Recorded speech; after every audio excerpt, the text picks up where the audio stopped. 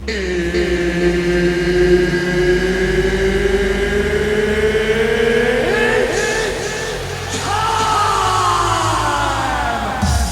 we doing, bro? You alright?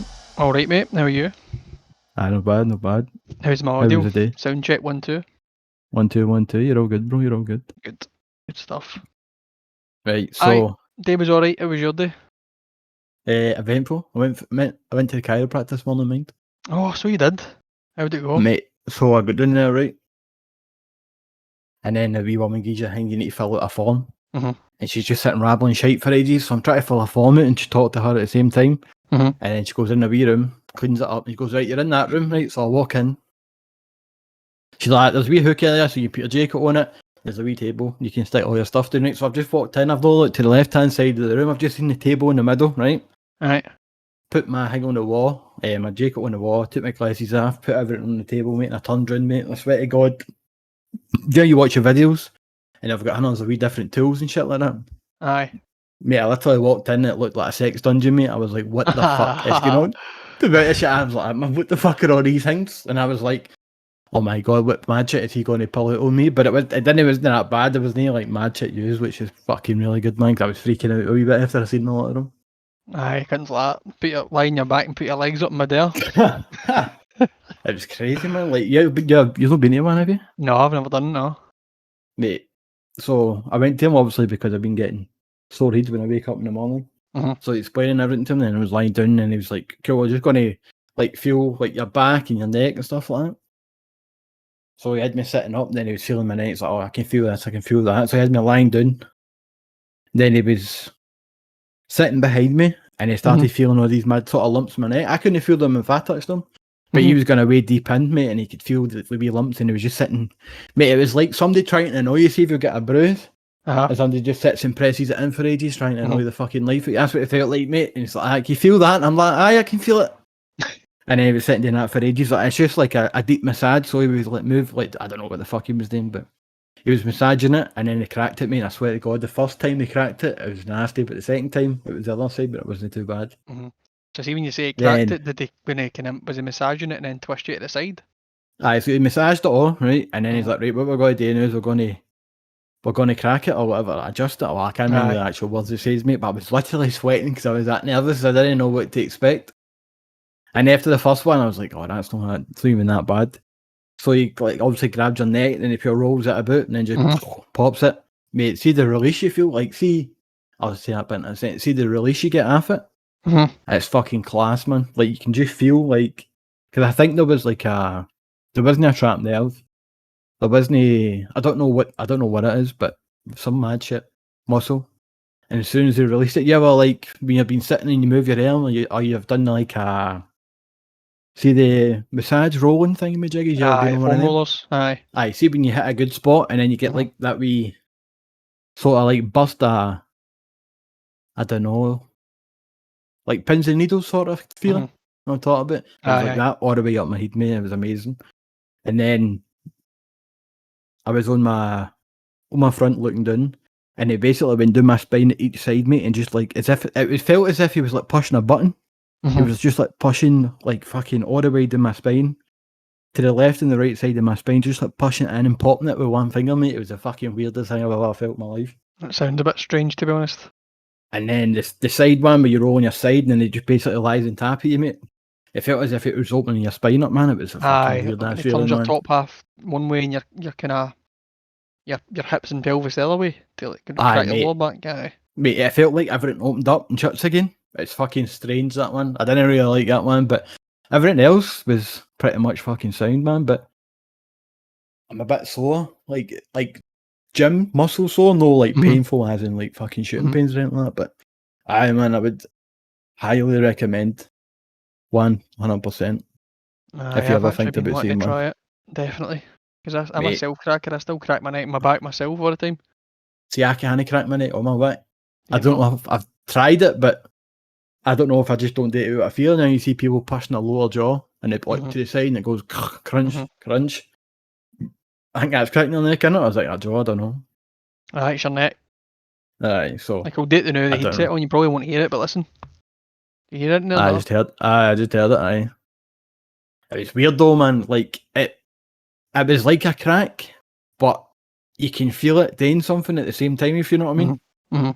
It was like, it was well strange, man. But if you think you need to see one, then fucking 100%. It was 45 quid, but for your first session.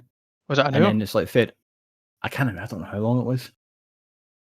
Can't really remember. But he was like, he's done a lot of shit with muscle. And I just thought chiropractor are bone, and that's what they dealt with. Yeah. But like they deal with like, all the muscle and all that as well. Aye.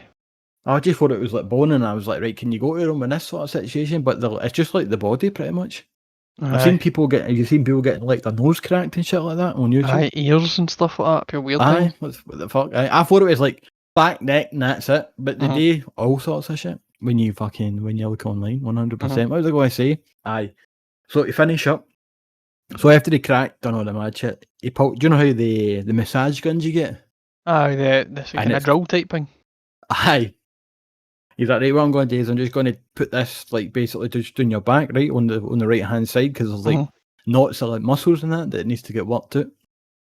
So, mate, he literally turned up the fastest speed you could do it ever, mate, and it was just right at my ear, man. I felt like saying, "Fuck me, I'm going to end up fucking deaf." He was just shooting my back with this thing, mate. I swear to God. And then, do you know how, like, see when you're getting shaken, like fuck, you can pure feel it in your ears. Aye. Mate, I swear to God, I was just sitting there. I could just sit and feel my ears pure shaking and tickling like fuck, man. I was like, oh my God, hurry up and finish this. But it was actually amazing, man. That doesn't sound pleasant. That part of it. It wasn't even that bad. I could have went to sleep, man. Aye. 100%. I like somebody sit and play with your back, man. Just sit there. As long as they're not digging into fucking. Aye, you're like leaning on you with their elbow or something like that. Oh, mate. When he was touching the soul bits, it was nasty, man. But it's going to be so much better. I go back in a month, man, and that's what I was going to say. Did they say to you go back? How often does it say you should go? It says basically tell me like the problem with my right shoulder is just like knots. Right. So it's all the muscle basically.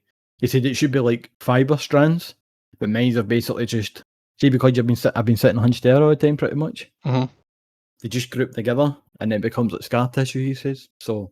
He says all you need to do is sort of like work it out, and he says it will be sore. But the sore that it is, the better it will be, and then it'll get less sore and less sore at times. So I'll go back in a month. Right. And then that's it. I think he just says like just come back in a month, and then pretty much saying it's up to you to like today, you know what I mean? Obviously I can't go in and crack my back, but I think he sorted all the net shit out, which was well good. And I just need to do that. So I've got one of the wee spiky balls coming. I'm going to attack it with that, man. I think that's a kind of big thing. Is it's not just due to the sessions. You need to do a wee bit of self therapy between it as well. Aye, he was telling me to do yoga. Aye. I've been thinking about doing it for a long time, but I've never actually done it. Get in touch with Jacko. He knows all about the yoga. DDP. We fucking. What is it? The diamond cutter? It's me. It's DDP. Double penis. Oh, can't even get that one out. Right, I was like, oh mate, I'll say this or no. So Tuesday, played tennis. Then I was like, fuck it, I'll just get a taxi up the road, right? So I was going to the bus stop in Battlefield. So waiting for the taxi. As you know, you go into a taxi app right next to the tennis, so there's like no building, so there's like no number you can see. So it pings to a location. I go, I better use that location because surely that location will go through the driveway and know where to pick us up. Yep. No, it sent him to the other end of Govan Hill, right? So we're waiting another 5 minutes, right? So he picked us up. And it was like an older guy, and he was just like rabbling, just like as an older guy does, just rabble shit. And can't remember what we started talking about. In fact, he's like, he's playing tennis. He's like, I used to play badminton with my pal. I was like, all right. So I played it for 25 years until I went one time and I pulled he done something to his calf or something like that, right? And then we were just like talking all the way up the road. And he's like, every morning I go for a wee walk round East Kilbride. He's like, one morning I was walking around, I think he walks around, the wee water bit is up there, you get the wee Heritage Park. pedal boats. That's the one. He's like, nobody was looking at me, so he's like, I just decided to go for a wee run, so I was like, any bother. He's like, so I ran for a wee bit, and he's like, I was fine. And then the next day I woke up, he's like, and my knees were seized up. He's like, I spoke to a taxi driver, and he's like, do you know what you need? 2 new knees, right? And I thought to myself, what the fuck? Where did that come from? You know what I mean? It's just like, how, like, that's one of the things, like, fucking always be see, like, if you wake up in the morning and you've been lying stupid and you go, fuck my shoulder, so and somebody goes, that's because you were sleeping, right? It's like they come up with, like, an instant diagnosis of what's actually wrong with you. It fucking fries my brain, man. And I just thought that was, like, the hardest take I've ever heard somebody do in life. You need 2 new knees, not just one, but you need to pay for them done, you know what I mean? You need to pay for them. And guys get a machine out scanning them there and then, like, two bad knees you've got there, pal. You need 2 new knees. And it, like, the best thing it is, mate, he says he never even got them done. You know what I mean? He's still wanting a bit. It's like, what the fuck? I hate people with hot takes like that, man. It actually annoying as fuck. Do you think you can get cheap ones up the bars? Mate, you probably could, man. You fucking probably could. The guy that does the tobacco, you just get a wee dodgy alley where you can get your knees done. Silver, fake gold plated ones. Aye. One's made of tobacco. Yeah. That's what my fucking shoulder feels like is made of, man. Aye. Paper. Man. Put a bit of sawdust on it, be right as rain. If only, man. If fucking only. I don't have any interesting stories to tell you. None at all? No, I can't think of it. I suppose that was just an eventful couple of days for me. Right, so... No, there's nothing good. I bought a carpet, mate. That's about as interesting as carpet? Big one? Big fish, small fish, cardboard fish. Aye, big full carpet, aye. What, for the living room or something? Living room, stairs, 3 bedrooms, landing. Oh, right, you just running the same carpet through the full house? Aye. That's so much easier, isn't it? Aye. That'll do the trick. Keep it as neutral as possible, probably. Aye. And then you can change it once you get it. Aye, man. Do they know? Was it the company who's done it, or you just go separate company? Nah, we found another company because the builders, they did offer it, but the ones they had to offer we weren't really sure about, and we didn't have a clue about prices, so we weren't sure if it was a good price or bad price. Aye. Turns out it was kind of neutral price. We got about the same cost for the one elsewhere. So aye, but I guess it gets put in before we're in the house anyway, so same thing. Right, somebody that worked with his pal was buying a house, and it was similar price to the one you're paying for. And then obviously when you go in, you can say you want this, you want that. You're like, so you can kind of personalise it to you. Obviously they're building it, and so he said you can have your flaring like normal, or you can have it sort of diagonal going through like the living room. And there's like, take the diagonal because it looked pretty class. And then they turned up and it was just like normal way. It's like, nah, she did it like diagonal, so he got them to rip the full flare up. Did they do it? Aye. Aye. He wanted it, you know what I mean? Yeah, you paid for it, isn't it? So at the end of the day, that's it. You're fucking doing it. At the end of the day, that's it, isn't it? Aye, but these things are. I don't really know, mate. You'll be the same as me. We're not in this kind of. We don't work in trades or anything like that, so it's hard to know if you're getting a good price or no for stuff. But the amount of stuff we got done for the price, I think it's probably just worth getting it all done when it's getting built, if you know what I mean, so you don't have to stress about it. Aye. That's a big benefit, innit? And even if you're paying a wee bit more than you normally would, it's a wee bit less stress, innit? So if you're spending a wee bit more money and it's a wee bit less stress, then... Exactly, aye, you're kind of paying for that stress. It's like booking a holiday, right? You could go to an airline and get a flight, and then you could go to the hotel direct and get a hotel, or you can just pay for it all together, you know what I mean? And then they'll sort your travel, and they know when you're going to arrive. Everything's just a lot more smoother. But I don't know, man. That's the way I would do it as well, man. But aye, 100%. 100%. Aye. That's about it. That's what's happening. You might tell me the most important bit. What colour is it? It's called bamboo matte. It's a kind of weird colour. Can't explain it. Is it just like a sort of kind of beigey kind of? Aye, it's like a kind of goldy grey weird. It's a weird colour. I don't know how to explain it, mate, to be honest with you. I'll send you a picture of it later, alright? We're on about me and you, fucking square goal one night. Aye, first night. Fighting for the Bucky Jiu-Jitsu title. There'll be blood everywhere. You need to get new carpets in. Kebab sauce out of the joint. Right, I'm going to fire in to some news articles here, right? Go for it. Some of them are a bit drama, which I didn't really want to do, but I'm doing it anyway because fuck it, there's nothing else to talk about. McGregor's noted. Aye, it's just everything's surrounded by drama to points now anyway, so I have to kind of cover some of it, I suppose. So, did you see Colby Covington released a video of Poirier dropping somebody in the octagon, obviously in ATT. You see that at all? Aye, so I know he'd said about it donks ago, and I seen the video get put up yesterday. Aye. Would you make it? Basically, so when you see it, right? See when you just watch a video, it looks a bit. It's maybe a wee bit cuntish, right? But me and you, we don't live in these gyms. You know what I mean? That's probably half of the time. So basically, the guy's against the fence, and he I think he throws a left hand, then a right hand. Which kind of drops the guy, and he sits down and just sits against the cage, but he's not like lying out cold, and Poirier's no jumping on punching fuck at him, right? But Poirier walks away, and then maybe like 10 to 15 seconds later, he just shouts, "And you," like walking, looks like he's walking towards the door of the cage to go out the cage. And then people were saying it was an amateur fighter he'd done it to. But it looks like it's totally fired back on Colby Covington, because the guy who was in the octagon with him training is like he's had 20 professional fights. I think he was training for either the interim belt or the Khabib fight. I didn't find that out. And everybody's saying, like, everybody's just commenting saying this is what happens in these gyms. You know what I mean? You're training for a fight.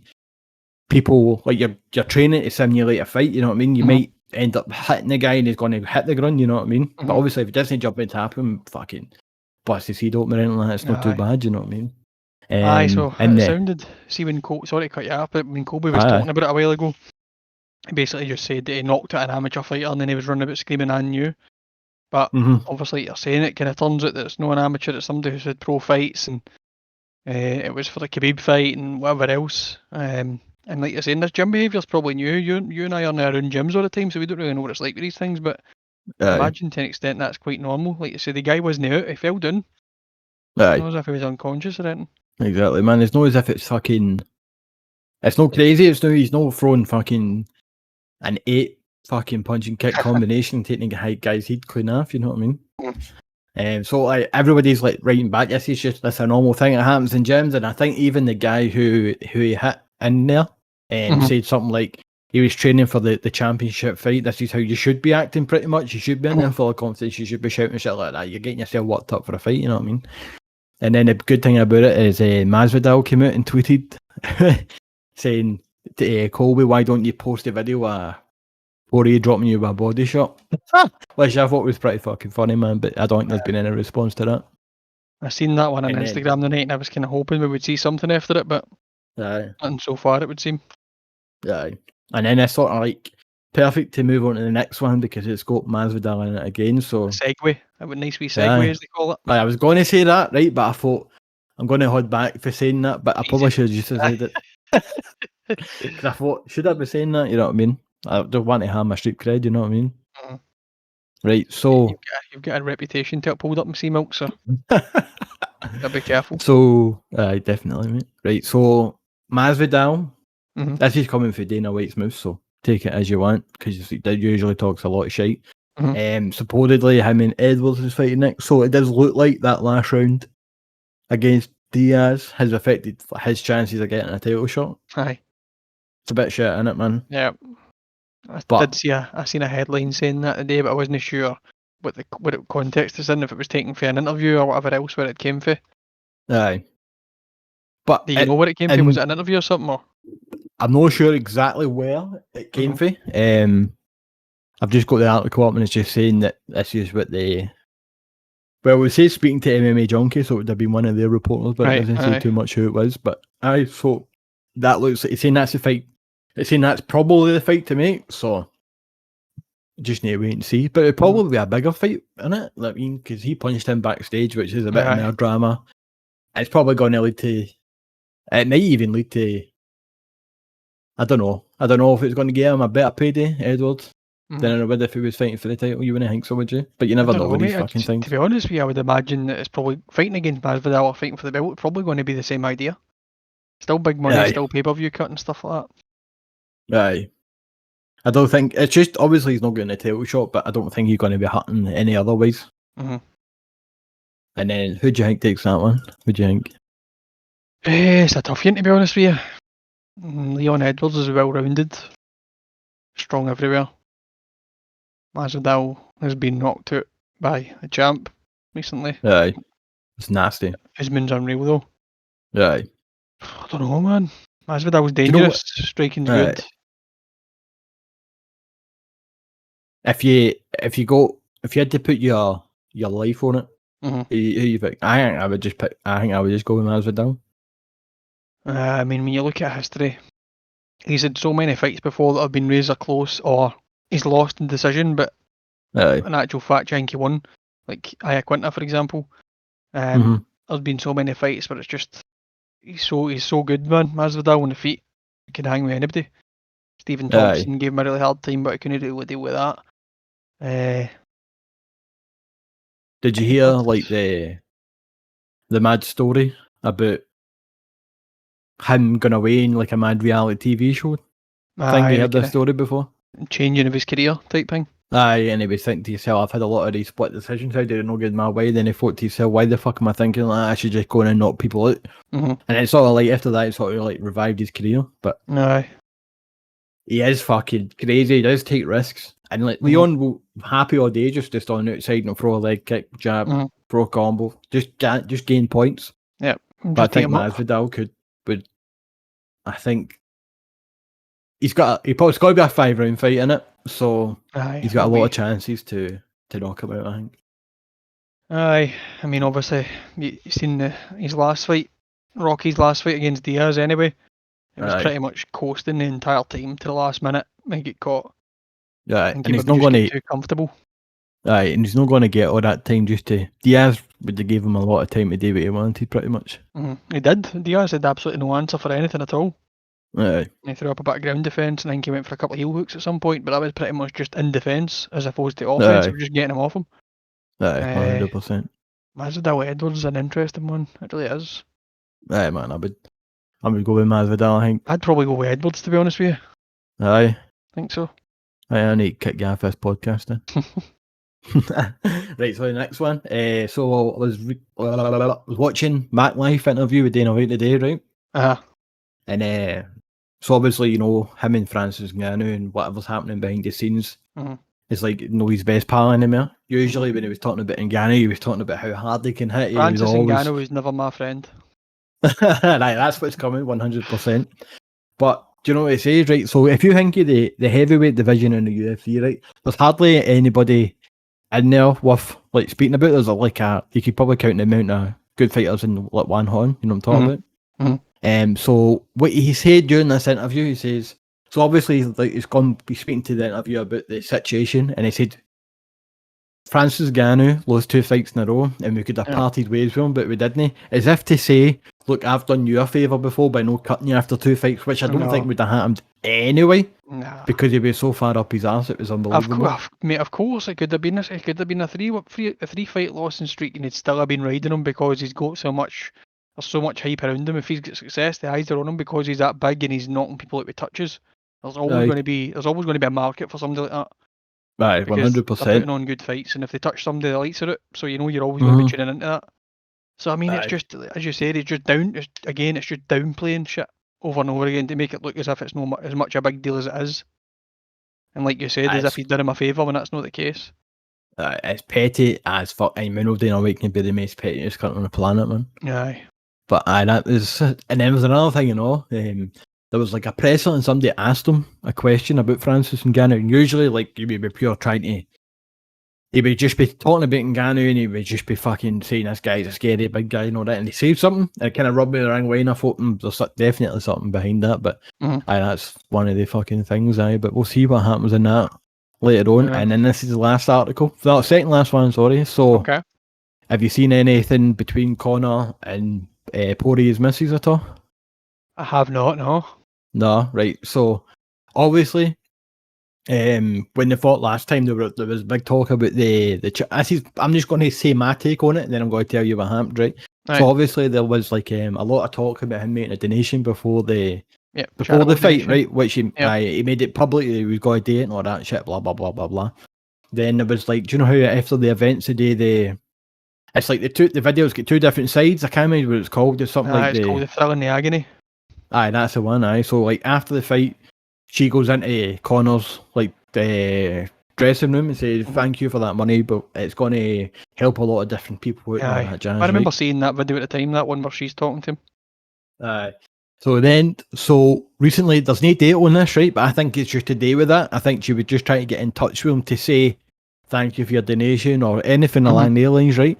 But obviously, if you're very popular on Instagram, this must be a feature that you get. I'm not sure. So basically, what it does is if somebody wants to send you a private message, you need to send them like a what do you call that? Like a pre-message. But there's nothing on it, just to saying this person wants to send you a DM. Would you want to allow them? Yep. So McGregor posted it up saying, basically, it didn't no comments on it. It's basically just Hub Instagram picture, with the request to DM him. So he's putting it out to say, "Oh, your missus wants my cock," pretty much. But obviously, it's probably nothing to do with that, and it's probably all just into the fight and the charity donation and whatever. But he's just using it as like a wee bit of leverage to say, "Like your missus was trying to DM me or whatever."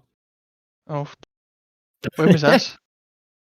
So McGregor posted it last night to his Twitter, and it's just like her Instagram thingy. Has he deleted it since? I don't know. Maybe, since that's what a lot of the fucking...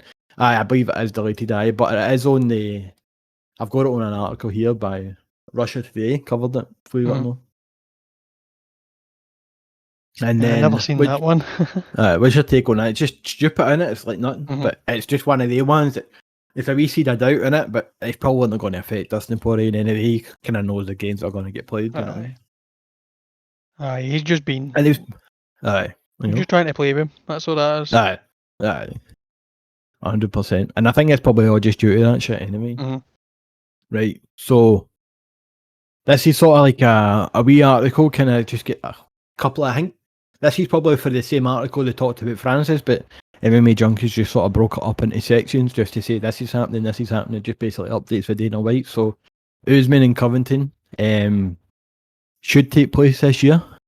There's dates are looking at, but there's nothing solid yet, but they're working on it, but it will be 2021.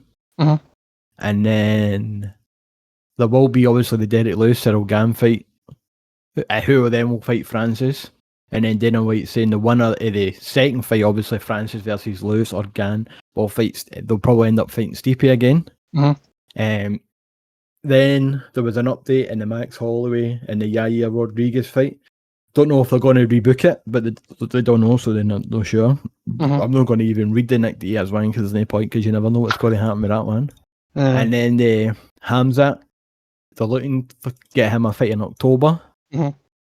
And also, and then a rematch between Sterling and Yan in October as well, so that could be potentially the same card. Okay, nice. And then, remember there was talk of UFC 266 supposed to be in the UK? It's not happening, it's happening in Las Vegas, so the light heavyweight title fight is not coming here, sadly. It's going to Vegas, mate.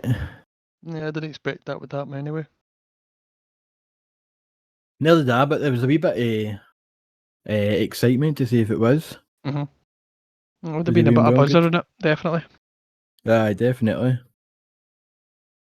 And let's see. That's all the articles covered. So anything else you want to drop in? Anything you're excited to see? Anybody you're excited to see? There's loads of stuff off the top of my head. Nothing though. There's a few things that we had between this podcast and the last that I wanted to talk about. Tough obviously being one of them, but we'll leave that for now. Other one was Rory McDonald versus Gleison Tibau. You see that? I heard about that. I didn't see the fight, but I heard some controversy about it, that he was supposedly winning the fight and then it went to Tibau. Because I seen a headline saying Gleison Tibau beats Rory McDonald, and I basically just laughed and thought, alright, just fucking like I didn't think to myself, oh, it was a dodgy decision. I just thought, oh well, it's just one of these ones. Like a good fighter just fucking goes away and just probably did in the training and whatever the fuck knows, man. But I didn't know it dodging it until I kind of mind where I heard it. But I have not. Did you watch the fight? I didn't watch it live. Right. Rory Mac did win, in my opinion. There's no doubt about it. I mean, like, if you look at the stats and stuff in the fight, he landed more strikes and stuff. It was a bit of a weird one, to be honest with you. Aye, definitely. It's weird, isn't it? Like, do you know what I was thinking? I thought of this, and I obviously thought of like the con, like Then I thought of like the disadvantage of having this, right? So just imagine, right? So everybody that watches the UFC, right? There will be like a certain amount of them that they understand what's going on and who's winning the fight, right? And then there's obviously other people that watch it just for an entertainment factor, hoping somebody gets knocked out or something crazy happens and they're not really scoring the fight. But then I was thinking to myself, imagine they just gave the fans the power to say who won the fight. And it was just like an app, and you just go, right, so you just watch this fight, like, score the rounds, who do you think won that round, and then obviously your rounds, they tally up, and that, then I was like, everybody would just vote for who they want to win, their favourite fighters and shit, whoever they put a bet on went next, it would just be absolute chaos, man. It would be. Interesting to see, but it'd be good if they'd maybe put an app out and they posted the results live, just to see what the fans thought. Didn't they have to have any bearing in the actual final decision or anything like that, but just be an idea, it'd be a cool idea to see. Definitely. And then you can sort of gauge for there, but I don't think it should ever come in to be to bet like to replace the judges, but it would be quite fun to see see how right they got it or the percentage or whatever. But if you know McGregor's fighting, there's going to be a lot of people just hitting McGregor, you know what I mean? Aye, if you were to take that and it was going to be an actual live scoring, then he'd be out cold and he'd still be winning fights. That never happened, man. That was dodgy Conor that turned up. Wait till we get good Conor back. That fucking drives me up the wall. You know that? Karate stands McGregor's back. Fucking does, man. Nothing, because you could say that about any fighter. You know what I mean? Oh, it depends what one turns up. Aye, but you could say that about every cunt on the card. But it's just everybody trying to make an excuse for how Conor gets beat, which is strange. I don't know why. Because do people think he's invincible or something? I don't know. I think when he comes in, you know what I mean? Fucking crazy, man. No. And you hear the fucking rumour that just blew up that he's got a staph infection on his elbow or something like that? Was it one of the pictures that was put up or something like that? Cycling a bike? Somebody commented on it saying, I think that's a staph. It just looks like a bruise, but I don't really know what staph looks like, right? I've never had it. I've looked at a couple of pictures, but it's only been when it's been in like dodgy situations. You know what I mean? I've never actually looked at it if it's just a small wee tiny bit, but it just looks like a bruise to me. Staph infection kind of looks when it comes to a head anyway. It looks like a kind of nipple, but without the difference, and it's just it still looks like tissue. It kind of comes to a square nipple point on the end of a wee boob. It's a kind of weird looking thing, a staph infection. It could be, man. You never know. It's quite common. Aye, very common. But I don't see McGregor rolling about the ground. You know what I mean? No, I don't know. Based on the last fight, he might be preparing himself just for a wee bit of something, but you never know. Aye. Another thing that's annoying the fucking life at me as well is this boxing talk. So, McGregor said the first person to take somebody down is a dusty bitch. I don't know what that means, right? But that's obviously not very good. It's not a very good term. And then somebody said something about boxing, and then Holloway chimed in saying something. Oh, did you call or something like that? Because I'm like somebody's the best boxer or whatever. And I was like, why did they? Why? Obviously boxing's massive, right? And it's been massive for a long time. And people probably, if somebody says somebody's a good boxer, then everybody goes, oh, that guy, they can kind of picture an idea who a good boxer is, you know what I mean? But so if somebody says, oh, that guy's good at jiu-jitsu, there's a lot of people that wouldn't really know what you mean by that, you know what I mean? So it's obviously like a casual term, and I know that, but it's just annoying when people go, oh, I'm the best boxer in the UFC, but that's no fucking boxing, but you know what I mean? People just like to have accolades into it. People like to just be known for having something that excel in a specific area of martial arts. For example, like you're saying, somebody could be an amazing jiu-jitsu player and they want to be known as the best who's ever fought in MMA, that kind of thing. Like the only person you don't hear saying stuff that's considered the best in that kind of thing is Damian Maia. He never said anything like that, and he's openly considered the best who's ever competed in MMA. Definitely. But there's been so many through the years, like the last 15 years, there's been so many people I've considered personally to be probably the best boxer or one of the best boxers that have fought in MMA.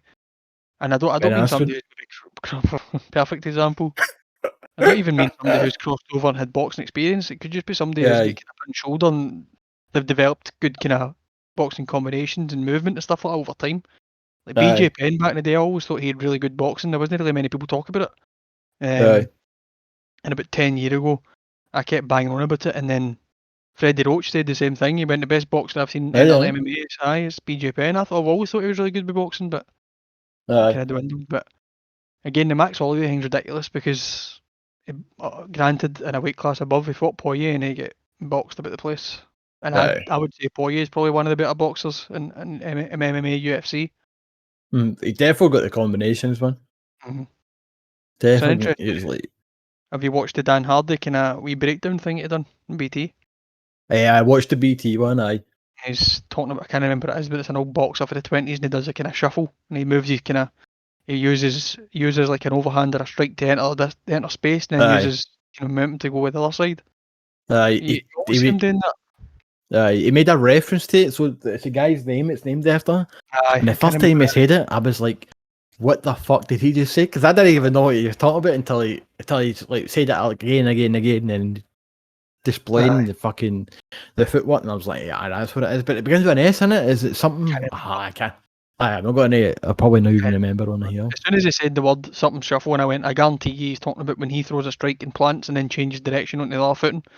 He doesn't switch stances, just kind of walks through. He kind of plant his power. But you see him doing all the time. That's the one he was in the octagon with. Do you know that's his missus, that bird that was in there? Aye. Veronica Macedo, whatever her name is.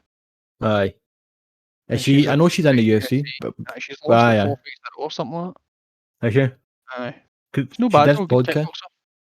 Aye, her kicks looked pretty good when she was doing that, but I believe like anybody that's in the UFC could probably just sort of like do their kicks in a demonstration. You know what I mean? Just a standard. No, but you've got a good eye for it because that's what she is. She's taekwondo. That's how she's getting dexterity. Aye, man, she did look quite nifty, and she doesn't look too bad, man. But Dan Hardy's an ugly bastard, so I don't think he's that bad. Pretty hot, Dan. You know, no. Good looking guy. Think so? He's alright. Nah, no chance, man. He's got a mad shaped head. Do you not think so? A wee bit. He's got an odd shaped head, man. But he does know his shit. So I'll give him that. He's good at analysing fights and fighters, definitely. 100%. Right, where did we even go there, man? I don't even know. Talking about? We're still going through kind of news and stuff like that, mate. We hadn't even went on to any of the actual fight shit. Aye. That's me covered with the news pretty much. Another thing I know, Oliveira's going to be in the arena the night. Oh, is he? He's going to be there. He's flying. I believe somebody saying, Oliveira flies to whatever, to scout out his next opponent or whatever. Did you see what he said? A wee picture of him. Last week? No. Said that obviously he trusts in the jiu-jitsu game at such a high level, but he thinks he would knock out Conor or Dustin. In fact, I did read that. I read that. Definitely. The two fights are amazing, man. So interesting. But there's such a risk involved in it, because how many times have you watched an Oliveira fight and he gets caught quite a lot? He's in danger. His head movement's a wee bit iffy. He's obviously getting much better with striking and stuff like that over time, but I've seen him kind of back it up and quitting almost, like, but when he was building up to his last fight, and Chandler was saying, I've seen him quit. I've noticed that now. Obviously, right now, he's man. It's a different game altogether. Be so good to see they fight. Both of them. Definitely, 100%. It's always good to watch Oliveira fight, man. Aye. It's just 100%. When he won the title there, and he's getting the Mace submission finishes and Mace finishes in UFC history. It's mad. Is he? Aye, that's crazy. See, obviously in printing for this, so there's like a website that takes you. I can't remember what it's called. It's like UFC record stats or record stats UFC, and it's basically just so like you can go to like any division, and it's basically from all time. So sometimes you just click on one and you're like, man, I remember that guy. Remember Dustin? Is it Dustin Hazlett? Mind him? He was good, man. A kind of tall guy, jiu-jitsu guy.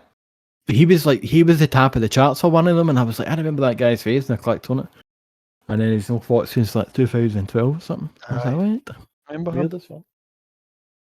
Did he come off tough, did he? No, don't think so. Because I was looking, I was like, was he on tough? Wasn't he tough? I think I've sent you this before, right? But there's one of the best boxing. It's not really the most technical or anything like that, but it's just wild. It's just a boxing combination of about 30 seconds solid punches. Remember Tamden McCrory, the Barn cat? Aye. Him and Hazlett, watch that and Fight Pass tonight. That is a good fight. Good finish. Action packed. See, I probably should see when I see that. I should probably go back and go, I remember this fight. I remember that. But I just go in and look, and I'm like, no way, man. I remember that guy's face. I remember his name. I do it all the time. Crazy. lying in bed, driving, working, whatever, and I'll just think of somebody, like a fighter or a fight, and then that night I just go on a wee journey, and I'm watching stuff that's like 10-year-old and stuff like that. It's mad to kind of witness the change into it over time. Aye, Fight Pass is so good, man. I shat on it for a long time. Yeah, you shat on me for a long time, wrongfully. But it's actually amazing. Like, see, anything you want to watch, like you go right on it, you go and check this out. I want to see how they fight. You just put it in, and then you've just got a full history. Granted, some of them, like I've been into some of them, and sometimes the audio is a bit weird and stuff like that, man. But the picture's always fine. You know what I mean? So it's always class, man. That is really good. For like £6 or £7 a month or whatever it is, especially when you're getting stuff and that on it. Aye, 100%, man. Did you just go a wee bit off topic? There was like a UFC Chronicles thing for TJ Dillashaw. Did you watch that? I haven't watched it yet. I seen it advertised though. I couldn't find it on the Fight Pass, so I had to watch it on YouTube. Right. And this is the one where it shows him doing his cut to 25 in it. Aye. Mate, some of the scenes you've seen it, man, it's fucking crazy. It's like a junkie, mate. Horrible, actually, it's like a junkie. I mean, it's actually frightening to look at. Doesn't even look him. Doesn't look like the same person at all. Nah, and then you're going to watch it anyway, but it's not like you're spoiling anything or anything like that at all. So obviously during his time he was suspended. So like I never knew this took place, but thinking now, like it should take place, you know what I mean? But he was tested 22 times during the whole time he was suspended, and he was like fine on every single one of them. He'd been drug tested 22 times in 2 years. Aye. No. And then it never dawned on me. I just thought suspended, right, cool. He sort of just like put in the shelf, and then maybe before he comes back, they'll do a couple of tests for him, and then they'll just like bring him back in. But I never thought they would. Obviously, thinking now, it's 100% the thing today, because if they're suspended for 2 years, they might take a risk or whatever. But 22 times, man. And then sorry, on you go. Then it kind of made me think of like the John Jones situation. Meant he was getting tested and shit, and it kept like popping up. Obviously, like what TJ took and what John took, like you don't know like the life expectancy in the body and all that. Like I'm no fucking chemical scientist or whatever the fuck you want to say, but you would think like he would start to return sort of clean tests. You know what I mean? But I don't know the situation or how that reacts in the body or whatever. So it's all fishy, isn't it? It's weird, man. So it's definitely strange. How's coming back to say that he's been clean for 22 of them, and then it just makes you think about other people. Obviously, I'm ignorant to whatever the fuck goes on because I don't really know too much, but it just makes you wonder. It's interesting because you get some people, right? I remember somebody back in the day, Chris Lieben, UFC 89, fought Bisping in the main event. Kind of lackluster, wasn't the best of fights. Three round decision, went to Bisping. And then after it, Lieben tested positive, and he did look a wee bit physically different for the fight. And right after it, he basically said, "I done it, hold my hands up, I shouldn't have done it. I was trying to get an edge on an opponent and it was good. So now I'm going to tour America and go to schools and tell them why it's bad to do this." So you get certain people that react to it that way, and then you get people who claim innocence. I don't know if it's obviously, don't really know if they are innocent or not. Some cases they're proven innocent, but with TJ, he done the same thing. He basically said, "I shouldn't have done it. I did cheat. I'm caught red-handed. I'll not do it again. I'll learn my lesson." But as you're saying about the test, see the programme, obviously, if you're suspended for a period of time, 2 years out of competition, that's a lot of time that you could be improving, either gaining lean muscle or whatever it could be. So say you're doing that for a year and a half, and then you're entering the testing pool, you could have used so much performance enhancing drugs in that time period. So that's why you're kind of tested continually through it.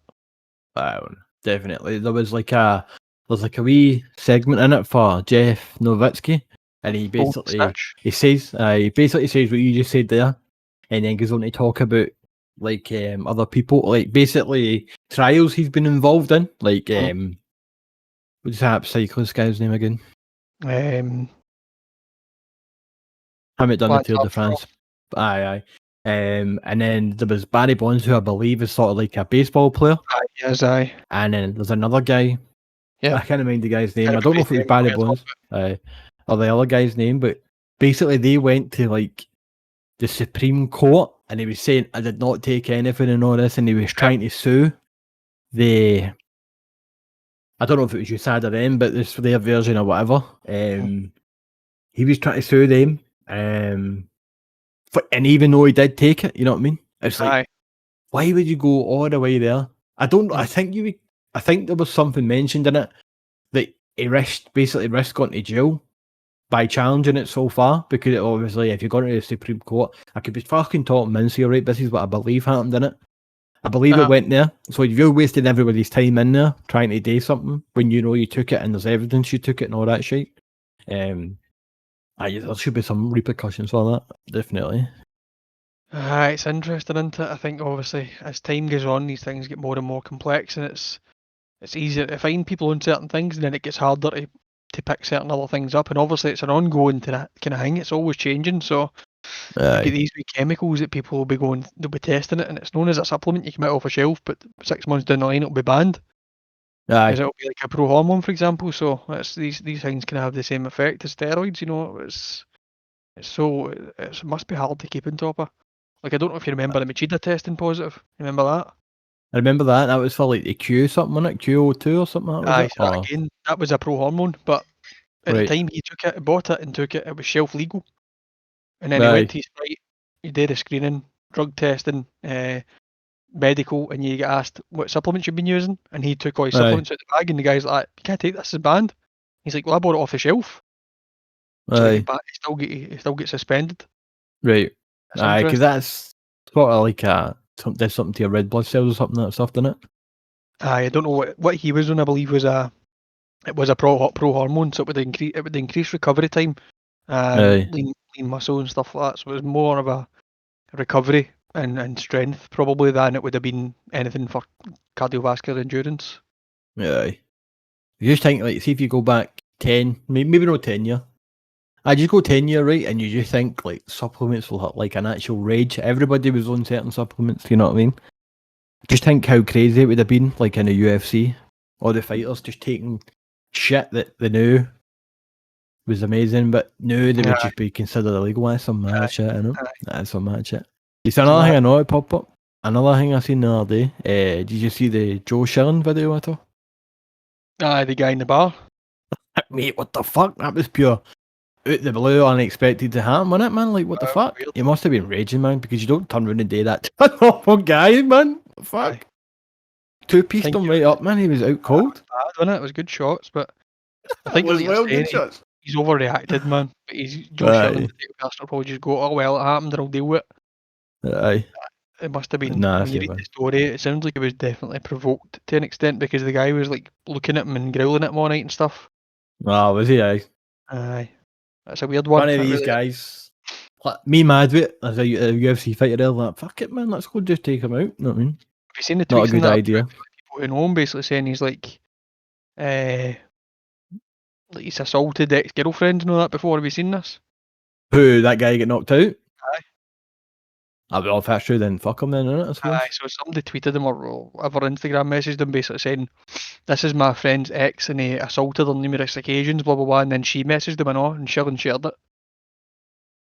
Oh well, that guy's fucked new, isn't he? You just get fucking, you just get papped out cold new, and nobody's feeling sorry for him.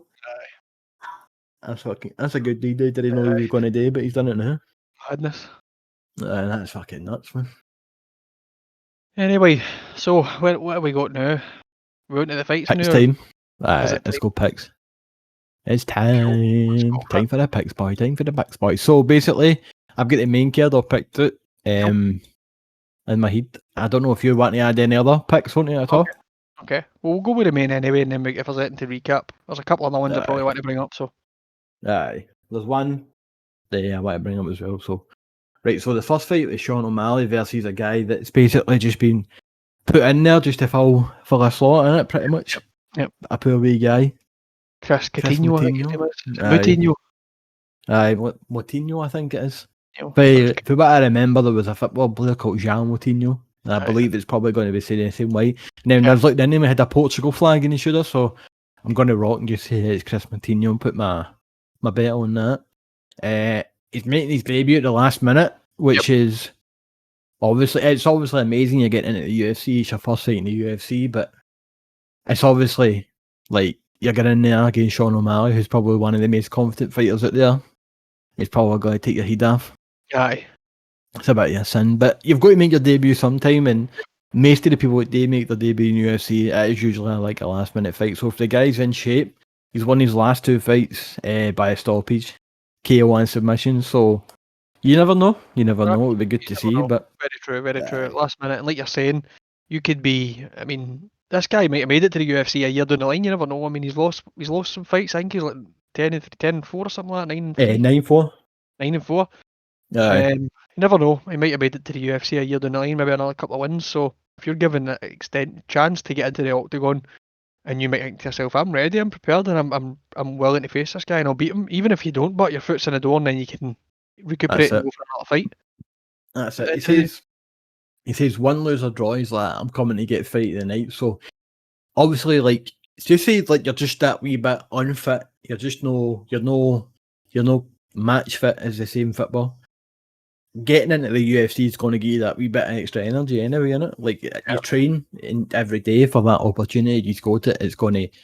It's obviously going to give you that bit of extra motivation to cut the weight. Obviously, it's going to be like a hard weight cut if it comes too fast. It doesn't look like he's a fat boy. He looks a pretty skinny guy. So I don't know. You just need to wait and see, innit? Aye. We'll wait and see. I mean, obviously, from the outside, it does look like it's Lamp of the Slaughter. Here's Sean getting another kind of a bit of exposure, starting on a decent card. It's it's the biggest card this year so far. So, I mean, it's not looking good for the guy. But let's see what happens when hopefully he's got a good representation of himself, even if it's late notice. He manages to go a few rounds. If we get something out of it, then good for him. Definitely. One of the I just went on a Sherdog just to try and find out more information for him. Aye. And I think that's Jorge Riviera that fought Bisping? I think he owns like a gym or something, and he fights out of that. I'm not sure if it's his head coach or whatever. What's the gym called? It was just saying Riviera's Athletics something. Oh, alright. Something like that. Aye. There wasn't really many. Like I had to look through the other people that was there, but there's no really. I didn't see any names that I recognised, or when I checked records, there wasn't really anybody that sort of like stood out to me. So I just thought it might just be. You never know, but you never know. It would be good to see, man. But I'm predicting that Sean O'Malley's probably going to knock him out. Aye, I would think so. I mean, it looks that way for this side anyway, doesn't it? Aye, definitely. I would say so, man. Anything else you want to add to that, man? Nah, that's all right. Yeah. So the next fight, I know the names of the people. I don't believe I've ever seen them fight. So basically, what I done on this one was I just looked at the stats. And I thought I'm just going to try and judge this stats and just see how it goes. And then after I've made my decision on it, like I've listened to a few different like podcasts, people talking, people making picks, and everybody seems to go with the other option. And I'm like, fuck, have I made something right here? But I'm just going to stick to my guns and go with the stats and see when it lands. Okay. So the stats that kind of stood out to me, right? So what is it? Is Irene Aldana versus Yana? Is it Kunit? I can't say that name. Kunitskaya. That's you know, big Thiago Santos. Aye. That's his missus.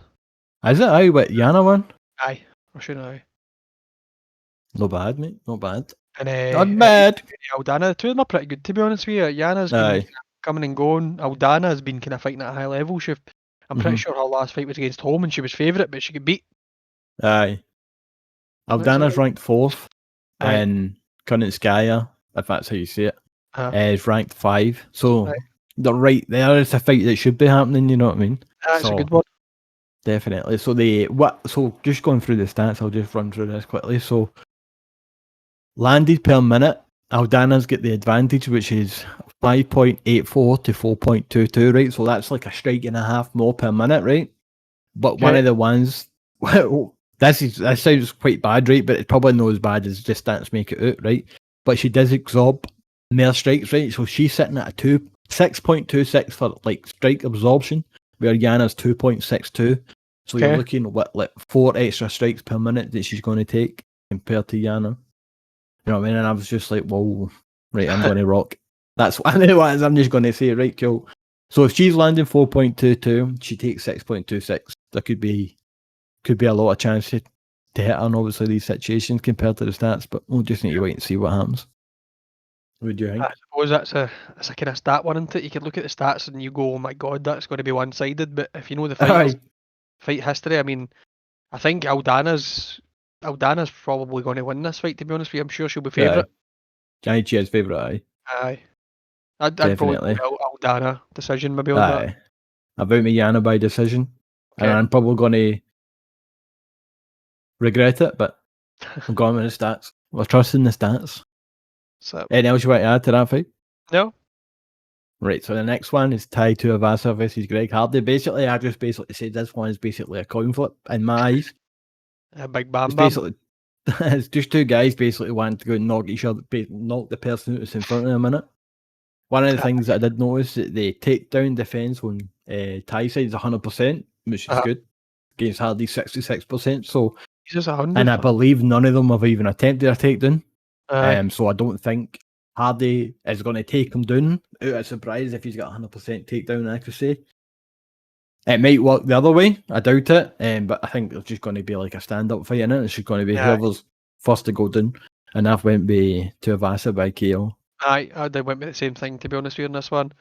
Hardy's good, man. Hardy's looking dangerous, and as time goes on, he looks better and better, and he's paying attention. I think he's being mentored by Rashad Evans. Do you know that? Is he? Rashad Evans, So he is looking much better, and he's listening to the corner instruction and stuff, but he's just... He's got a round in him. I mean, if you watch his fights, he looks dangerous for a round, and after that, he just gasses, man. He's no good at him. Tuivasa, dangerous. He's just a mean mugger striker. And he's been fighting his whole life compared to Hardy. In a sense, Hardy was a professional NFL player. Aye, that's right. American football. Aye. Tuivasa, going with. Aye, man, that's seems to be like he's got the experience in his side at the same time. I just think it's going to happen. But like, I wouldn't be fussed if it went the other way. But I should be a good fight, nothing less. Aye. Next fight, I believe we're going to be split on this one. Okay. So it's basically just whether Stephen Thompson can get past the first round and a half, really. Aye. Hopefully he doesn't get his head taken off. He stays on the outside, wins the point game, just takes it the full fight, tries to stay out of trouble. That's kind of where I'm going. So, like, obviously, if you look at the other side of that, like Anthony Pettis knocked out Stephen Thompson. You know what I mean? The least likely person you would think would knock Stephen Thompson out was Anthony Pettis, and I think that was maybe in Stephen Thompson's head at the same time. Like, I shouldn't really get knocked out after this guy. You know what I mean? I lightweight, but you never know. Like, I'm just me. It's just speculation, and I've never heard him say it. I don't think. Yep. But he has been knocked out. Obviously, Tyrone hurt him a good few times. Never knocked him out. Aye. Tyrone's caught with some bombs in the fights they had. Aye. So I'm thinking is that Stephen Thompson does manage to stay on the outside, just basically win a points decision. That's what I'm thinking. Right. What are you thinking? If you look at the odds, that's probably going to be your best bet, I would think. If there's one thing, if you're looking at historical fights, Stephen Thompson's proved it a million times that he can keep anybody on the outside, move around them and frustrate them to the point where he's just making them look stupid. One of his last fights against somebody I really like, say Vicente Luque. Aye. Did you see that? Have you seen their fight? I don't believe I've seen that fight. I don't believe. I heard it was a beater, but... Aye, I mean, the first round, Luque was looking dangerous, man. Leg kicks trying to kind of stop the movement, closing his distance, getting him against the cage and kind of unloading bombs. But second to third round, Thompson was just on his bike all over the place, kept putting Luque on his arse constantly with like side kicks and stuff like that, frustrating him. Right. Aye. Gilbert Burns and Luque are like best of pals, training partners, long time. Aye. Obviously, Burns has got a different game. He's got good hands, and his jiu-jitsu game is unreal.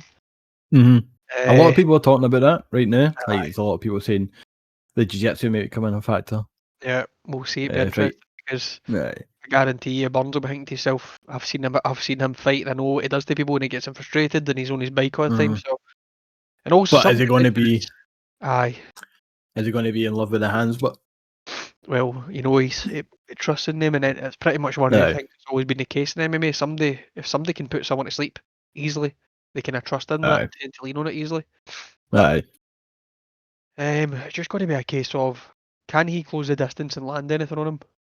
Burns has got really strong leg kicks and all, so he might even try and do that to slow him down a wee bit. We'll see. Likelihood of Thompson, though, just bobbing and weaving and frustrating him. Tyron Woodley was able to walk Thompson down, and obviously the first fight's a draw, second fight was a victory to Woodley. Yeah. Walked him down, landed big shots against the cage and put him in his back a few times. In terms of the kind of shots and takedowns for Burns, it's not going to be in the same level as Woodley would be. Yeah. It's a tough one, to be honest with you. I just can't go against Stephen Thompson, man. No, it's just called himself the nicest motherfucker. NMF, it's so true. I mean, even if you look at his losses, I think he's maybe only lost like 3 or 4 fights or something like that. So yeah, I'll tell you right now. I don't believe it is many, but Matt Brown, Pettis, and Woodley. I think that might be it. Oh no, Darren Till. Darren Till fight. That was a weird fight, wasn't it? It really was. Could have went either way, to be honest with you. Probably Thompson's favour, but hometown hero in that at the time. His fight was in Liverpool. Right, that's the one. And then remember after that fight, I don't know who maybe heard this, or I don't know where I heard it from, but Thompson was saying that they should ban that kick to the knee. And I think it was Joe Rogan that was talking about it, and he's like, how can you ban kicks to the knee if you're kicking people in the knee? Know what I mean? It's just like, what they're just today. Like, obviously, if you kick somebody's knee, it might ruin their career, right? But if you kick somebody in the head, you might give them brain damage. Fucking 30 years down the line, and they fucking piss and shit themselves every day. You know what I mean? So, what do you want? You know what I mean? I'd rather take a fucked up knee rather than fucking brain damage. You know what I mean? Fuck that shit. I mean, these guys have got messed up knees anyway. It's part and parcel of how it goes over time with all the training. Aye, that's it's not as strong as you believe it is. I don't know your knee. As you found out, fuck's sake, one night. Exactly, man. That was some crazy shit. It's no. It's just something you never think would happen until it does happen to you, and then you can't believe that you can't walk properly. Right, that's fucking madness, man. That's crazy. This fight's a hard one, to be honest with you, man. It's annoying because there's a guy, welterweight Jeff Neal. Seen him? Aye. Did you see his fight against Wonderboy? I don't believe I watched that one. He's, again, dangerous, strong guy, very physical. Boxing combination. Deadly, man. His boxing was unreal. Right. When you see him finishing people anyway, but he just couldn't do it. He landed a single strike in Thompson. That being said, I think Burns is a bit of a different fighter, to be honest with you. He's up there. He's proved himself at this weight class. He'll go. It's like pedal to the metal. He's going to come in and try and take your head off. You know what I mean? Just for the fun of it, I'm going to go with Gilbert Burns on this. Giblet Burns. Aye. Mind that, man. That was funny, wasn't it? That t-shirt. Gilbert Burns I'll go with, and I'll go with Method of Victory. We go away. Got to take a KO, I think. Or sub, maybe? Knockout. No, I'll go knockout. Knockout. Right, so we're on to the big cheese main event. The big boy. Right, so, do you know what? I never even wrote anything for this, so I just thought to myself, I know exactly what I'm going to see. We've already seen the fight. Yep. And twice. For what twice, right? So obviously the first one was what, 2014 or something like that. Aye. So obviously it's a long time ago. So obviously you can draw comparisons to that, but you're probably better off just doing the comparison to the one that's just recently happened. Aye. I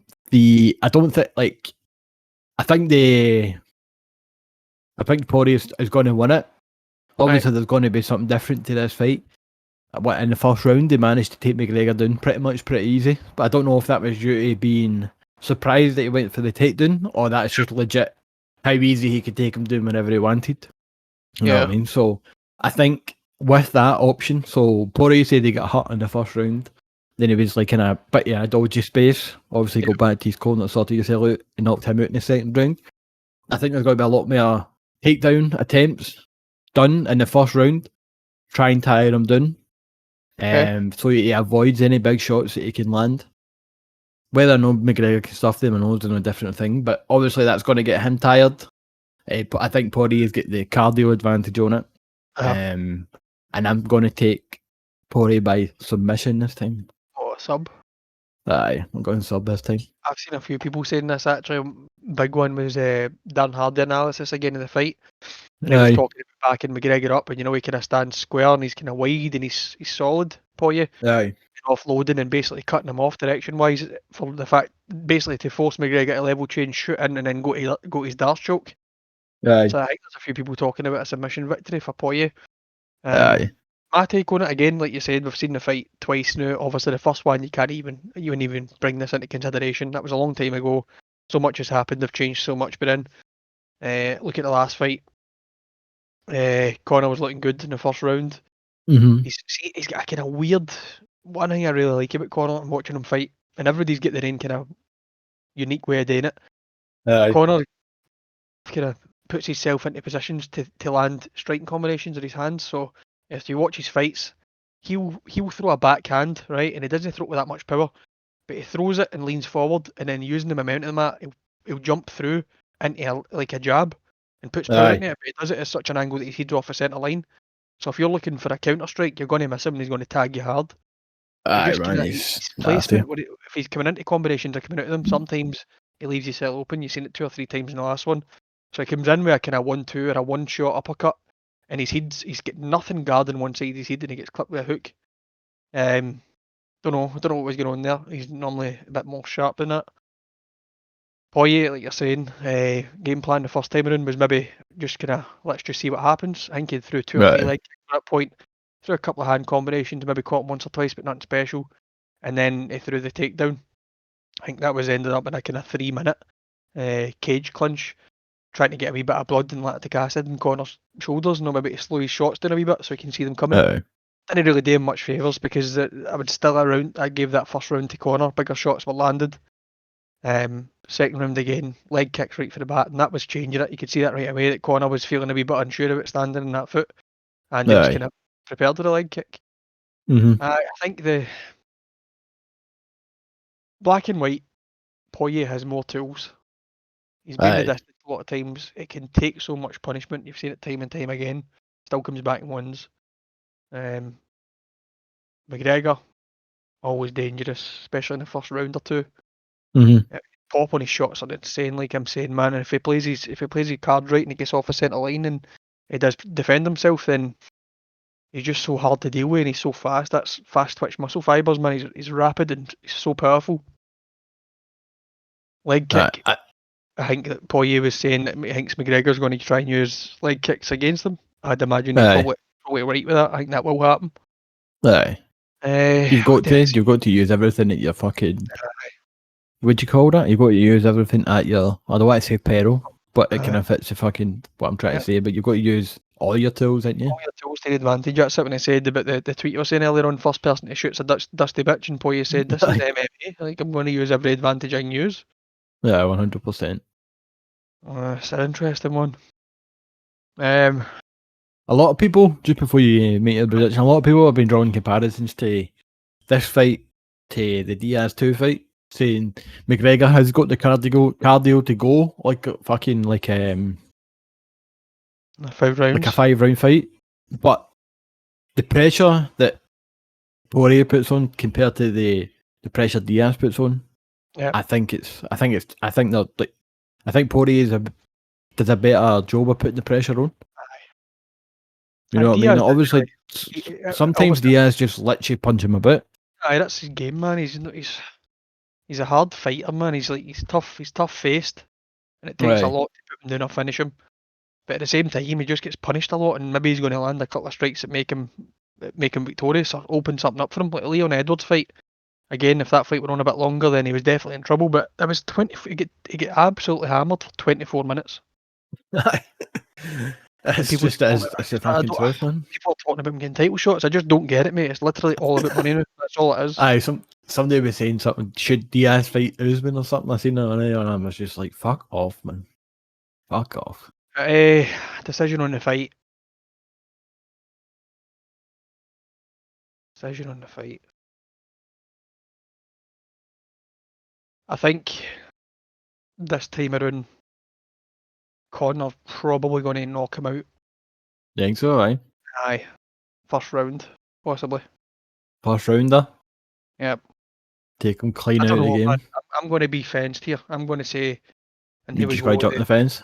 Aye, as people say. If Conor puts it together and does what he does best, round 1 is going to be tough, and Poirier is probably not going to make it to the final bell of that round, I think. If it goes past round 1, the cards are on the table and it's looking like Poirier. Aye. Definitely. Unless something crazy happens, like an injury or some shit like that, but aye. Definitely. It should be a fun one anyway, but And it should sure. fucking be some crazy shit. I'm waiting for the fight week to start. Like, obviously, we've seen the fight week has started, but it's not really started because you need the juice. Thursday, Friday, that's the real shit happening. Right, man. And usually, like, in the countdowns, you would see McGregor or in the embedded, but embedded has been a no-show. There was like a 2-minute clip of him training in the countdown, but there was no like no talking about thoughts or anything like that. There was nothing like that. I just don't know if he's getting the Ronda Rousey treatment that Dana's just letting him sit back and just do what he wants. Aye. I mean, that's probably what it is, to be honest with you. Given the fact that he was knocked out the last time around, it was fairly fresh. What was that? January it happened. Aye. Right. So that was what happened the last time around. So a lot of the time people would kind of tend to go radio silent. They don't want to have the involvement. They just want to focus purely on what's ahead of them. Aye. I'm pretty sure Ronda Rousey done this when it came to the fight against Amanda. Aye. She went radio silent, played no part in anything, and then look how that went for her. It didn't do her any favours, but you tend to find the needle movers, as they call them. Conor McGregor kind of leads the entire MMA world when it comes to the buys and the attention. Love him or hate him, you're going to tune in to see the fight, no doubt about it. But 100%. I wasn't counting on seeing him anyway, any of this kind of build up, in all honesty. Aye, just wait for the presser on it, and that's it. Aye. I think the pre-fight presser's at 1 o'clock in the morning, but joking. If my memory serves me right, I think it is. Aye. It's one of the ones I'll just kind of catch my lunch in the next day. Aye. So you can't watch it live, man, because you'll probably end up falling excitement and you can't sleep. Aye. Fuck that shit. Right, so now that's covered. Yeah. So that's the main card covered. Like, the only thing I would say, obviously there is obviously going to be good fights in the prelims and stuff, but one of the ones I'm looking forward to is Ryan Hall fight. I knew you were going to say it. I can't wait, man. I can't wait. Because a lot of talk, like I've seen him like fight people, obviously the BG Penn fight and that, and then there was a lot of people saying, "Oh, nobody wants to fight this guy," and it's just sort of like built up the excitement. I'm like, right, cool, I want this. Obviously, I'm excited. I like watching people that are fucking good at jiu-jitsu. So I was already interested in the guy, but then people just talking about it just makes you more and more and want to see it. But the guy's fighting's 10-0, so. Aye, well that's what I was going to say. So the thing you were saying about nobody accepting the fight, that's true. That was evident, to be honest with you. I don't think anybody wanted to take the risk. Aye. If you look at his development, there's a lot of people on the internet who speak about him and they'll say basically that you see yourself, he opens his hips and he throws like spinning kicks and stuff like that because he's no scared of being put in the ground, whether he's on his back or on top, whatever. He takes his mad risks. He's not a striker by any means, but he just he's happy to try anything, and if he ends up in the ground, then you're in his world. The guy have you seen his fight? Have you seen any of the guy's fights? I've not seen his fights at all. No, I've not checked him out. I just seen his record and was like, right, cool. This is a fight. No, I mean that's gotta be a fight. Spaniard guy. He's nasty, by the way. I think he's maybe 3-0 or 2-0 in the UFC. 2. And then he's 10-0 is over. So 2-0 in UFC, yeah. And then he's 10-0 all over. I'm sure he's like he's a black belt in jiu-jitsu anyway at a high level. Is he? Because I believe I had a look and I was saying, I think, let me share dog him quickly. I'm pretty sure he's got, and when I looked at it, I was like, all right, cool, let's see. Let's have a look. He's dangerous. 7 submissions, aye. So I was like, aye, that's a good one. His UFC fights have been decent. Like I can't remember who it was against. Well, he's fought Yusuf Salal and Damon Jackson. And Damon Jackson, that was the last fight. Aye. He's small, stocky, strong, and he absolutely plants and lands body bombs constantly. Aye. And in that fight, his last fight there, he was landing constant body shots to the point that he put his hands down. Damon Jackson put his hands down to kind of defend his side with his elbow, and he got caught over the top of a shot and get put out cold. Man, the wee guy is just a powerhouse, and he's obviously taking this fight because he's got a good jiu-jitsu level and he's got his kind of hands in that to rely on. Aye. Good fight, but yeah. I always like to see when you've got somebody. Sorry to jump in, man. I just fucking jumped in and absolutely nowhere. It's always good, man, when you see a fighter unbeaten and they've got like 10 wins, 9 wins, and you're like, and then you check them and they've got a lot of finishes, man. You're like, this is somebody to watch out for. I love that, man. I love it. It's too good. Ryan Hall he's a 2-1 underdog. Is he? Aye. That's crazy. See, it's like like I never know too much about the guy, but see after what you said, I can see why the other guy is the favourite. Yep. Like obviously he looks like he's got decent jiu-jitsu behind him. Obviously with his submissions, and then the way you're talking about, like he'll just fucking go blow for blow with you pretty much, and he's not really getting to worry about in the feet with Ryan Hall. But you never know what Ryan Hall's going to do you? Aye. Again, it's somebody that's interesting to watch into it. It brings a wee bit of different spice to it, so it'll be interesting. 100%, man, definitely. I'm not going to make a prediction on that one because I don't really know either of them that well, so I'll just wait and see. I just wanted to just shine a wee light on it, man. Just it's one of the ones I'm looking forward to, 100%. I was surprised to see Condit back soon as well. Aye. But yeah, weird one because he's like being a fighter that maybe fights once a year or some shit like that, or even just like whatever. It seems to like just come back when he maybe wants a wee bit of cash or something like that. Aye, it's been a weird one. I don't know what age he is. He must be mid-30s now, I'd say. But Mate, you know what I nearly said? I've got his page up, right, and it just sort of like just gives you like his height, his weight, his reach, his stance, his date of birth and that, right? But I just made like a quick observation, mate, and I nearly said he was 75. That'd be funny if I just blotted that out.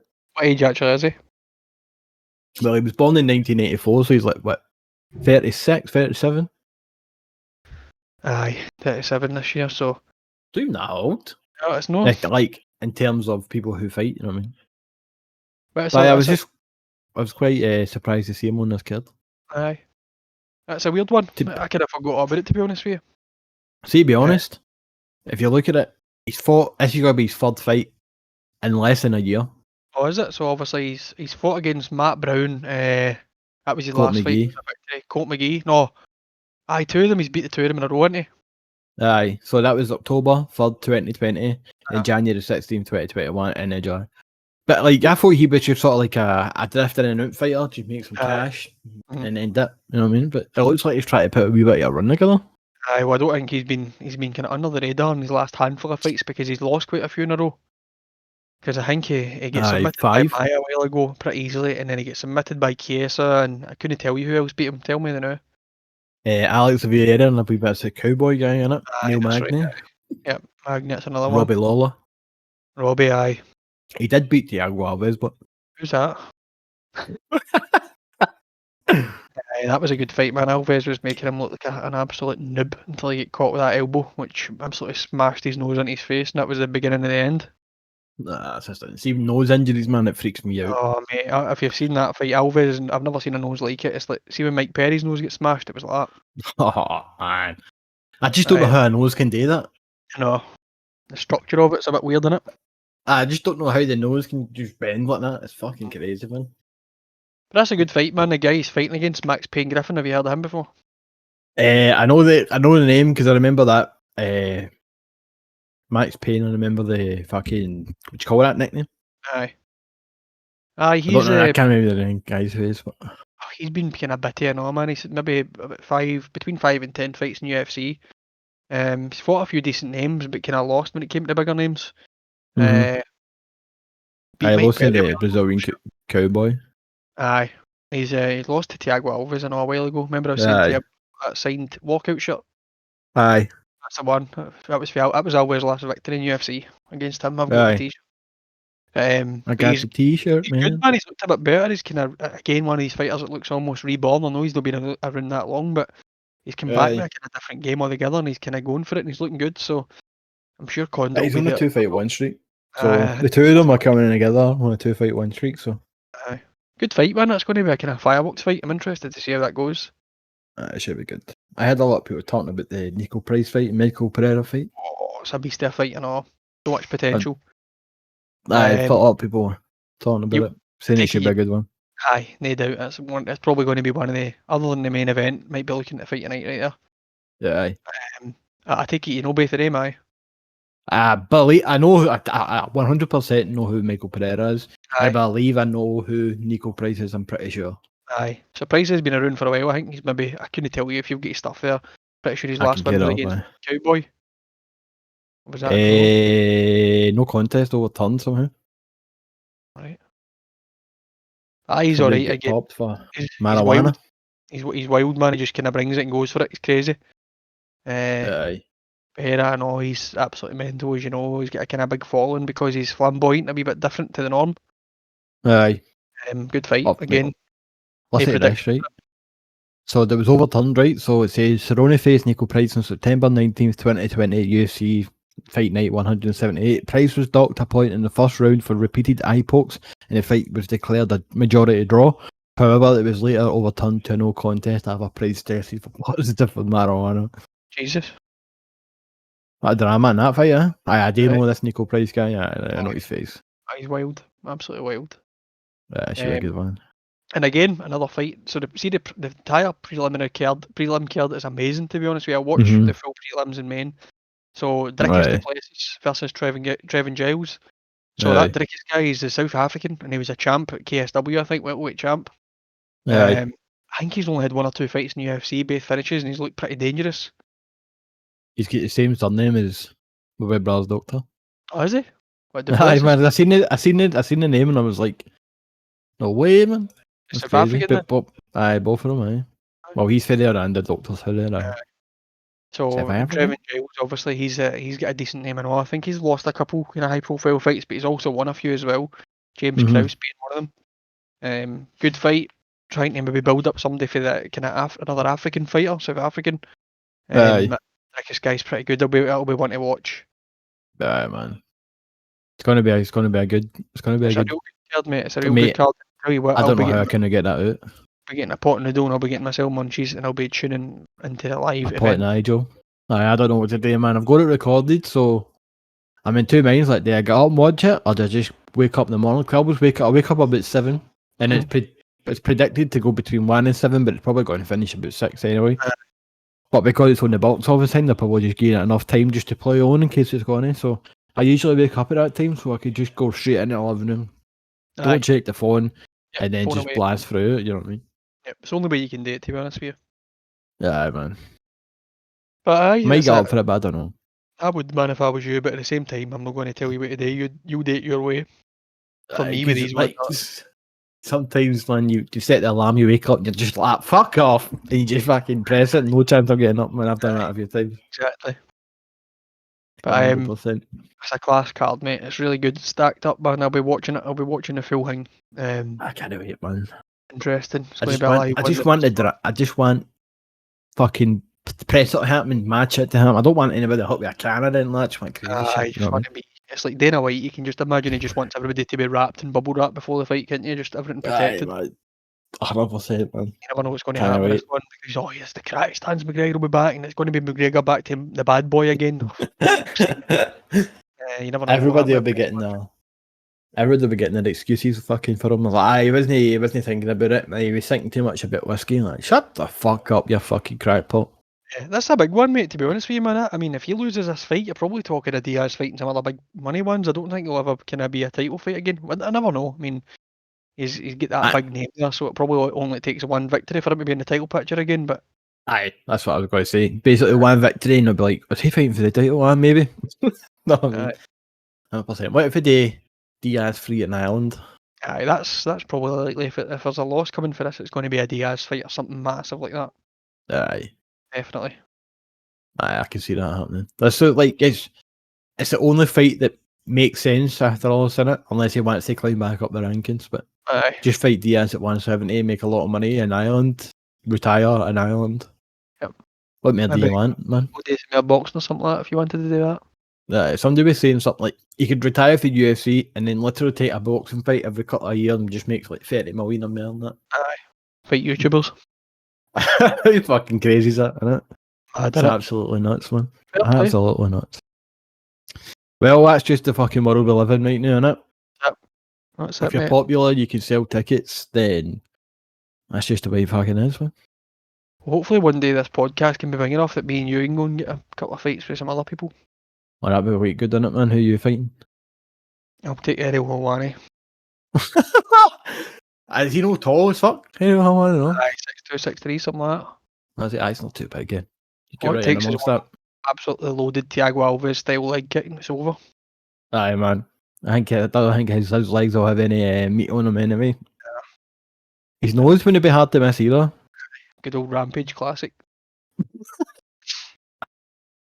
Aye, but in terms of that card, I think I've covered all the kind of fights and stuff that I wanted to go over with. Is there anything else you want to add into it? Nah, mate, just a wee reminder that on the Saturday, July 24th, the main man is back, mate. The main man is back. We've got a wager going. The main man is back. Let's see if we've got some odds up for this fight. Dillashaw, my man. I'm fucking shit scared for this fight. Absolutely shit scared. Does he come back looking fucking phenomenal? I hope so. We'll see. Shall see. Makhachev fights in between it. Corey Sandhagen is a favourite. Is he? Aye. Could be. Makhachev is fighting Moises the week before next weekend. Again, I'll be tuning right into that. Makhachev dangerous. I like him. I like the way he fights. Aye, he's good. He's a class cunt, isn't he? So solid. And then Hingy's coming back soon. Misha Tate, man, which is a bit strange. Who's Misha Tate 2.0? Like, I don't think so, man. Is she in the Makhachev undercard co-main event? Yeah, I think she's cool. I seen that. I was sure it was that event. Marion Renault, is it? Renault, or Renault or something. I think that's the person Jojo knocked out by spinning elbow a few years ago. Oh, is it? I think so. Dillashaw coming back, my man.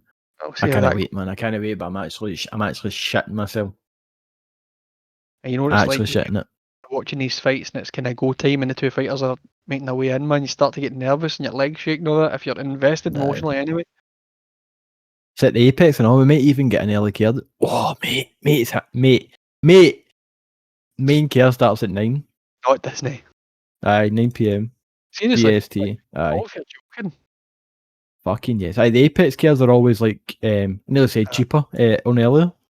Aye, happy days. And then we can watch that live then and do a wee podcast during it if you want. Aye, definitely. But the Makhachev one, that's a midnight start for the main card. That's not so bad. It's so bad. At least it's not free, I suppose. But I suppose I'll take it. 9 PM, man. Let's do it. Oh, sounds good. Aye, 100%. 100%. So we all good to go? Anything else you want to spill? Nah, all good. I'll just before we call it a day. It's been a good wee chat, mate. I've enjoyed this one. That was good, man. It was good, wasn't it? We've got a couple of big fans out there, so I just want to give a shout out to Alan Finlay and Sea Dog Mullen, Chris Mullen. Obviously, we couldn't have recorded this shout podcast. Out to Mullen, aye. Our sponsors, Maris Piper Potatoes and Tennant's Lager. So shout out to those guys. If you want to go and get a try, not kidding on. I wish we were being paid something to say that, but I just thought I'd throw that. That would be all good, wouldn't it? We'll tell you one thing, but we were sponsored by 10. It's no chance that's getting on this show. I'd take it. Modelo only, mate. Modelo only. And no bother, Brian Ortega. I was waiting for it. That was a good chat, mate. That was good. Good fun. Aye, man. So we're back, next week? Aye, so we'll catch up again middle next week. We'll no do anything for Makhachev fight. We'll just catch up again next week after, and then we can do one for the Dillashaw Sandhagen fight. So next week again, next Wednesday. Called? Next Wednesday, aye, man. Sorted. Sounds good. Here we go. Alright, mate. I hope you enjoyed it if you listened to it. I hit that like button, subscribe, turn on the bell notification so you get an alert the next time I've uploaded one. Smash that like button, mate. Smash it. Absolutely smash it. Get the sledgehammer out, but for your telly. Peace out, peeps. Adios.